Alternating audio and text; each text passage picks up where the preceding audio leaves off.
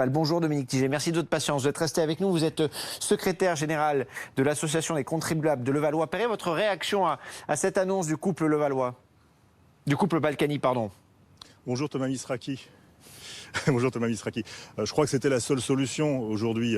Là, on s'approche quand même des élections municipales et c'était bien de séparer enfin le tempo judiciaire du tempo électoral parce que je crois que et pour l'un et pour l'autre, c'était pas très bon. On va pouvoir enfin se consacrer à essayer de continuer à trouver la vérité puisque je vous rappelle qu'il y aura encore un autre procès pour blanchiment et qu'on reparlera encore de la corruption puisqu'il y a eu un appel incident. Est-ce que les Levallois, d'une manière, les Balkany, j'y arrive pas, dites donc ce matin. Est-ce que les Balkany, d'une manière ou d'une autre, peuvent rester dans la politique en soutenant par exemple une liste et est-ce que ça, ce serait un mauvais signal envoyé notamment au procès à venir? Je crois que les Balkany feront ce qu'ils veulent, comme ils le font depuis le début. Il faut savoir que toutes les listes qu'ils ont soutenues depuis 2014 ont été battues. Donc je pense que leur soutien aujourd'hui n'est pas forcément souhaitable pour la liste qui voudra les suivre.